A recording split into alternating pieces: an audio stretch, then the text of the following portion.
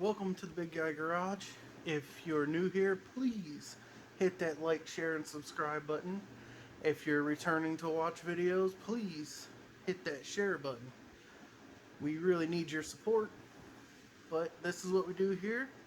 Classics, rat rods, hot rods, resto mods. And also you can jump onto the shop and pick up the clothes, the shirts that help support the channel.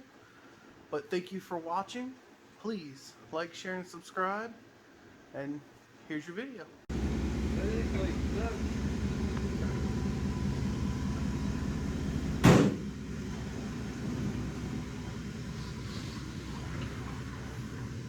Almost didn't make it out the door.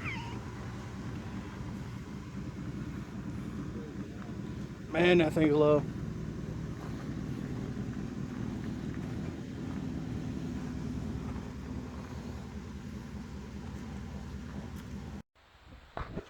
Hey everybody, welcome back.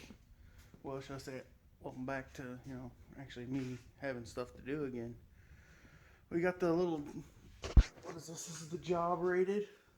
Actually, the guy who owns it cleaned it and now wants us to clear it. That's why everything's taped off. But it's a good little truck here. See, we got everything taped off, masked off, basically ready to go. But before that, it actually needs an AC pump put on it, so I'm going to put a pump on there. Steering wheel has to get changed. He bought us a new one, so we'll swap that out. Get that cosmetic stuff done, and then we're on to this one. Another D100. This one's a little two-tony right now, so we're definitely going to have to get one of these colors. Either the blue is going to go forward or the light blue is going to go back. Top staying white. It's a 68. This is a Dakota instead of the full size. This is the 318 Magnum under here. And you actually have to run some like 2-inch spacers on it. And we have SRT wheels on there. The bed wasn't stained, so we've started the process. I've stained it walnut, and it looks killer. This is actually a stain and a sealer, so this wood will stay like this for a long time. This is just like a little cosmetic stuff we gotta do in here. The AC switch, I have to make a hole in the dash for it and hook it up. The seat. This is a Dakota seat, and it's way too small for the truck. It actually has a bunch of room there before it even reaches the door gap. And yes, the rockers are gone. We already ordered some. They're getting replaced. Cluster needs a little work, and we are going to black out the engine bay. We prefer to use the Rust-Oleum. This stuff right here is the best. But I'm gonna hop to get this busted out. So I thought I'd show you basically what the engine bay looks like beforehand. Now you can see where the Dakota firewall's back there. It's a darker blue. But these are all rusty and rough. Got this side all prepped out. I'm getting ready to spray it. Just, with the can. I'm gonna do the top side of the core support too.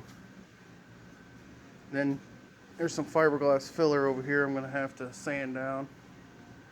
Up there and over here too. And that's all getting blacked out. All of that. As far down as I can get the can. Most of it's just right here on this side. But over here it's down in there too. Wraps around. Even left the charcoal canister. We usually just take them off and toss them. But I'm going to get this side sprayed out and start sanding this side. Now that the firewall and engine bay is all blacked out, I'm going to move on to the next thing here. I've already pulled the seat.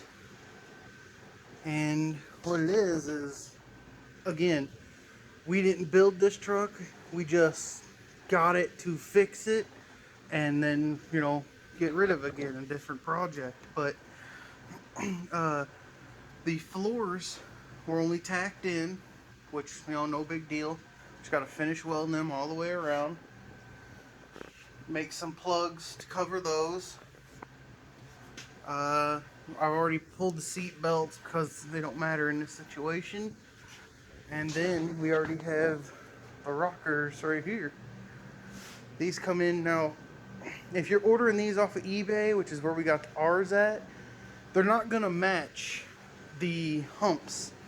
So if you're planning on piecing, you know, just cutting off what you need here, you can't do it. From this point back, right here, back, they don't match the original. So it would just be like buying a rocker then. But best thing to do with them is to completely cut out the step, which we plan on, you know, doing anyway. It's already gone. And then we'll weld them up onto there. So that's what I'm going to be doing for the next bit, is welding floor. And then at that point, I still have to get the AC switch in, which it kind of sucks because the AC switch is going to have to go up like here, because it won't work down here. The cable's in a bind too much, you know.